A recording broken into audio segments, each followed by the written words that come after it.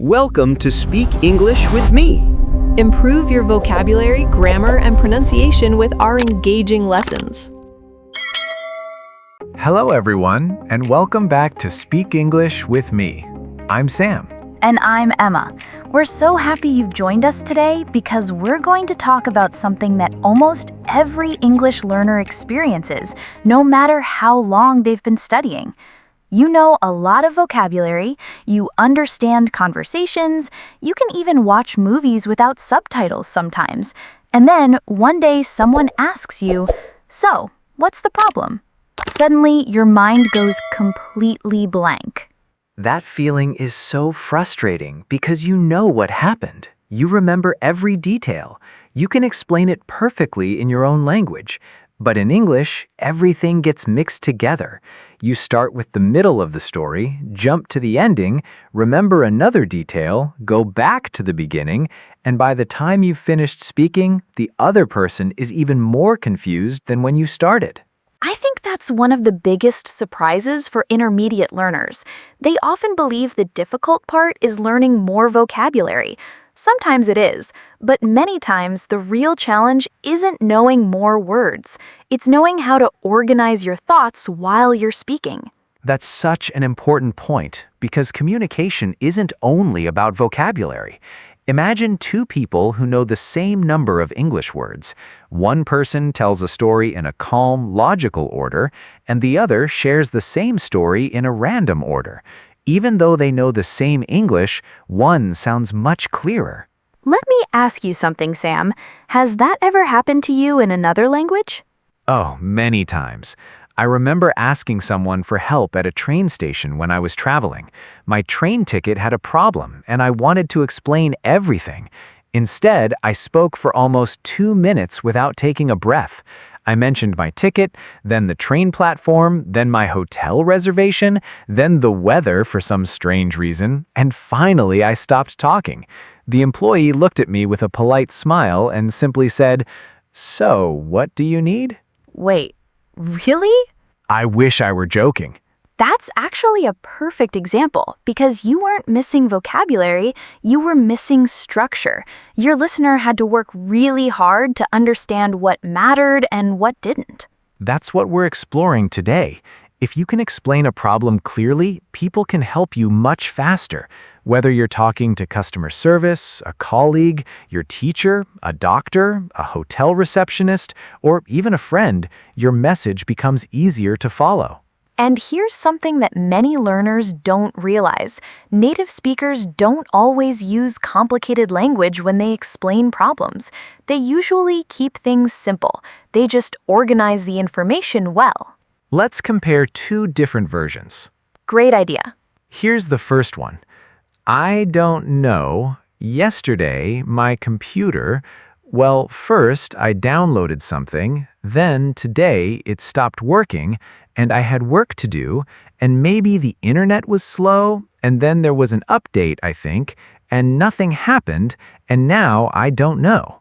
I can understand little pieces of that, but I still don't know what the actual problem is. Neither do I, and I was the one saying it. Now listen to another version. Yesterday, I downloaded a software update. After I restarted my computer, it wouldn't turn on properly. I've tried restarting it several times, but the same thing keeps happening. I have an important project to finish today, so I'm hoping someone can help me fix it. Notice how the vocabulary isn't difficult. Most learners already know words like yesterday, restarted, tried, project, and help. The difference is that every sentence has a purpose. First comes the background. Then the problem. Then what you've already tried. Finally, what you need. That's a pattern you'll hear again and again in real conversations. Let's imagine another situation, because I think these examples help much more than memorizing long lists of phrases. I agree. Real situations stay in your memory much longer. Picture this. You've ordered something online.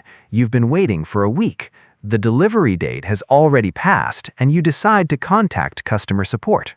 Many learners immediately say something like, "My package no come." People will probably understand.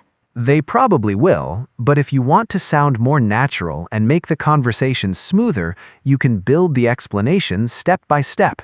You could say, "Hi, I'm calling about an order I placed last week.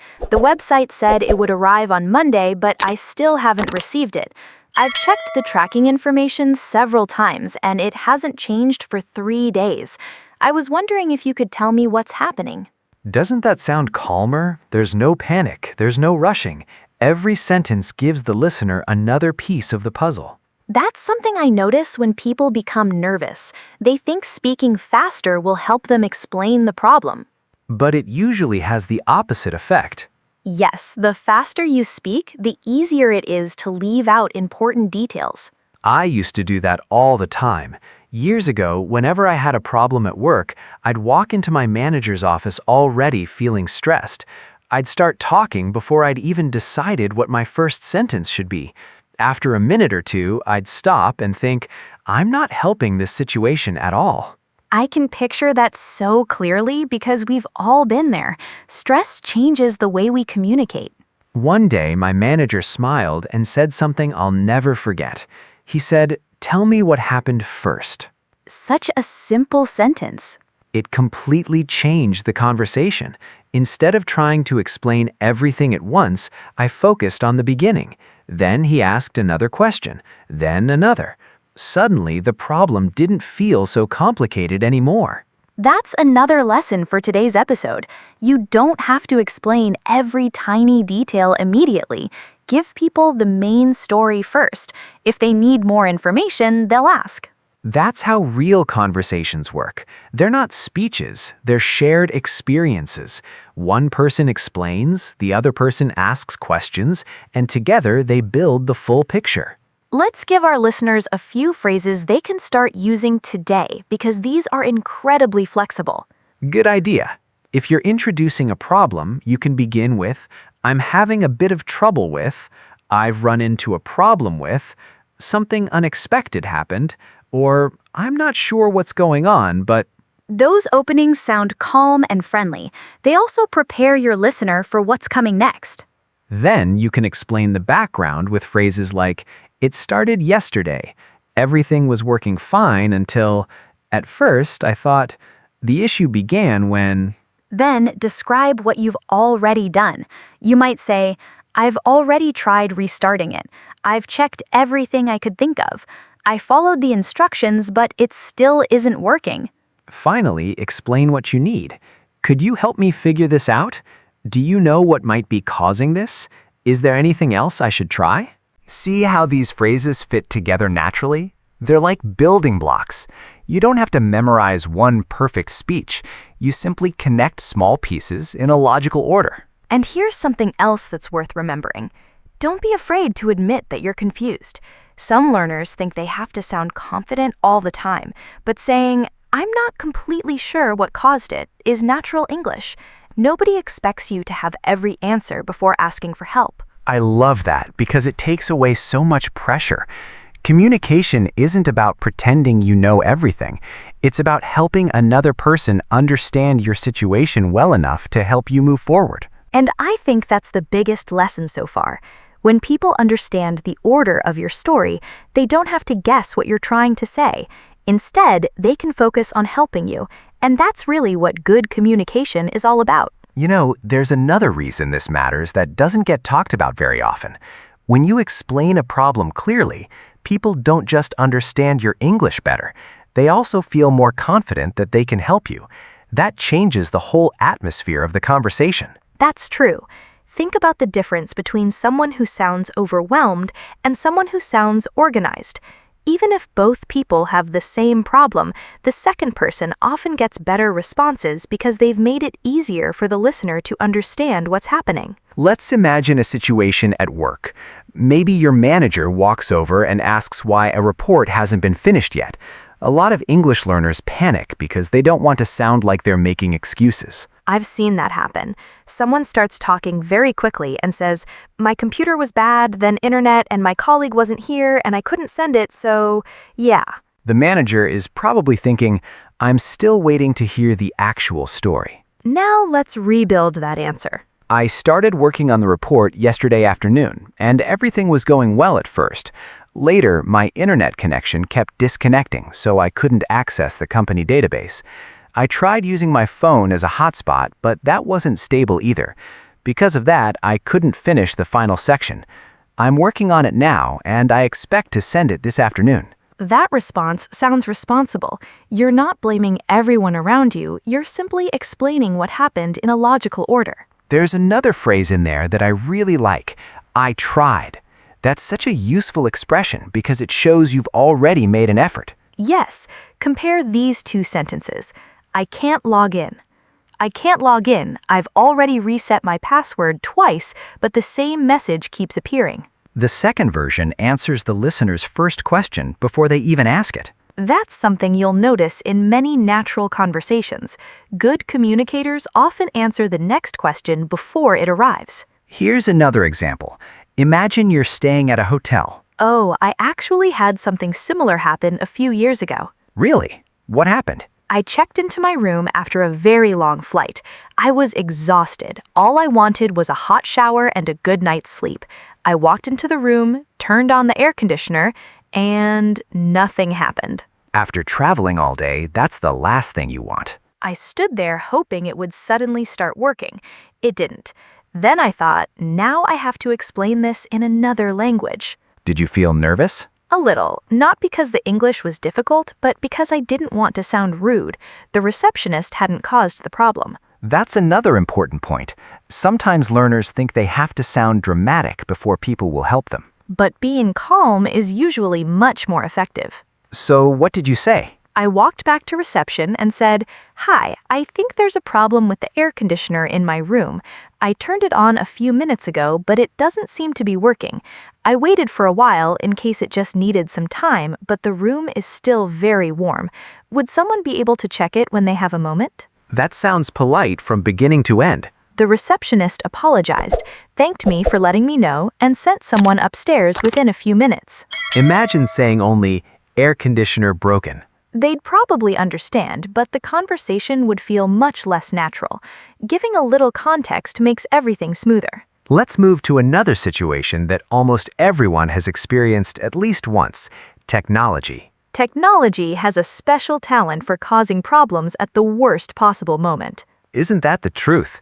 Your laptop works perfectly for weeks, and then 5 minutes before an important meeting, it suddenly decides today is the perfect day to stop cooperating. It's almost like computers enjoy creating a little drama. So imagine you're calling technical support. Many people jump straight into every tiny detail they've noticed over the past month. Which can make the explanation difficult to follow. Instead, begin with the main issue. For example, I'm having trouble starting my laptop.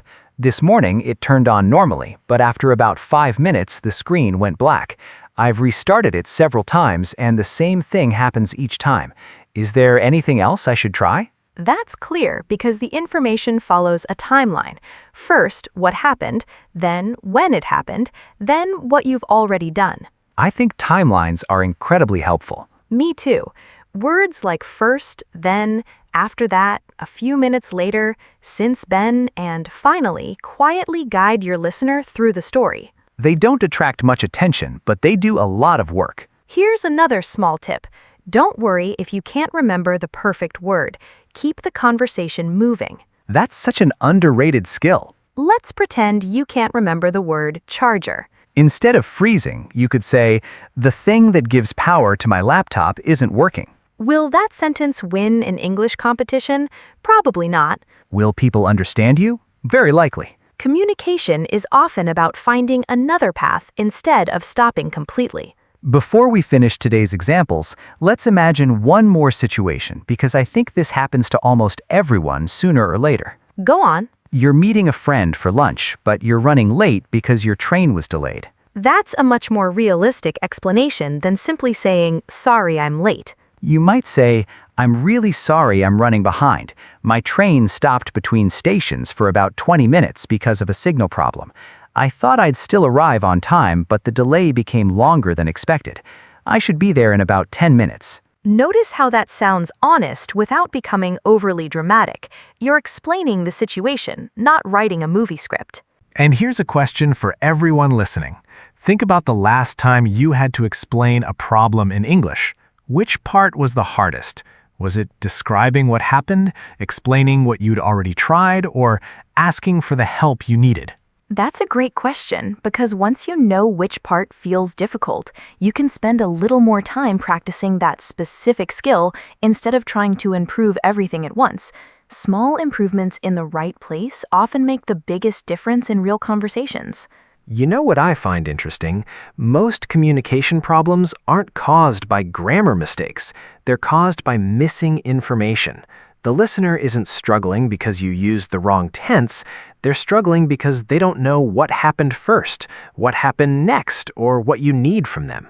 That's such a comforting thought for English learners because so many people spend the whole conversation worrying about making a tiny grammar mistake while the other person is simply waiting for the story to make sense. And here's another habit that's worth developing. Before you explain a problem, give yourself 2 or 3 seconds to think. It feels like a long pause in your head, but to the other person, it's completely normal. I do that all the time. Years ago, I thought I had to answer immediately. Now I don't mind taking a brief pause because those few seconds help me organize everything I'm about to say. It's amazing how much difference that tiny pause can make. Another thing that helps is imagining you're telling the story to a close friend instead of sitting an exam. When people think they're being tested, they often become tense. When they think they're simply sharing an experience, their English usually becomes much more natural. That's true. Let's finish with one final conversation that brings together everything we've talked about today. Imagine you've booked a table at a restaurant for your family's birthday dinner. You arrive on time, but the staff can't find your reservation. A stressful situation. Especially when everyone is looking at you wondering what's happening. So instead of saying, "Reservation gone, I booked, what's happening?" you could take a breath and say, "Hi, I think there's been a misunderstanding with my reservation. I booked a table online 3 days ago for 7 people at 7 o'clock this evening. I received the confirmation email, but it seems my booking isn't showing up in your system. Would you mind checking once more, please?" That explanation is calm, respectful, and complete. You've given the important facts without overwhelming the listener. And if they ask another question, don't feel pressured to tell the whole story again. Just answer what's being asked. That's how conversations naturally grow. One person shares information, the other asks for clarification, and little by little the complete picture appears. We also shouldn't forget that communication isn't only about words. Your tone of voice matters. Your pace matters. Even short pauses can help the other person process what you've said. I once heard someone say that speaking clearly is an act of kindness because you're making life easier for the person who's listening. I really like that idea. Me too. It reminds us that English isn't a performance, it's cooperation. So the next time something goes wrong, don't panic because you can't remember an advanced expression. Start with the situation, explain what happened, describe what you've already tried, and finish by saying what you need. That simple structure works in so many different situations. Before we finish, let's have our word tour. We've used quite a few useful expressions today that you can start using in your own conversations. Our first expression is run into a problem. It simply means you unexpectedly experienced a difficulty. For example, I ran into a problem while updating my phone. Next is working fine until. This is a great way to describe a change. Everything was working fine until this morning. Then we have it turns out. We often use this when the final result is different than what we expected. It turns out the battery was dead, but the charger was faulty. Another useful phrase is keep happening. Instead of saying something happened many times, you can say the same error keeps happening. We also used I was wondering if. It's one of the most polite ways to ask for help. I was wondering if you could take a look at this. Another expression is figure this out. That means to solve or understand a problem. Can you help me figure this out? We also heard there seems to be. That's a gentle way to introduce an issue. There seems to be a mistake on my bill. Another useful phrase is showing up. For example, my booking isn't showing up in the system. We also used a misunderstanding. Sometimes the problem isn't anyone's fault. It's simply a misunderstanding between two people. And finally, one step at a time. That's wonderful advice not only for learning English, but for solving problems in general. Don't try to explain everything in one breath. Build your story one piece at a time. We hope today's conversation helps you feel more confident the next time you need to explain a problem in English. Remember, people aren't expecting perfection, they're hoping to understand you. And when your ideas follow a clear path, communication becomes much easier for everyone involved. Thanks for spending your time with us today. We always enjoy these conversations, and we hope you picked up some expressions that you'll use in real life very soon. Take care of yourselves, keep speaking English whenever you get the chance, and we'll be here with another conversation before you know it. Bye, everyone.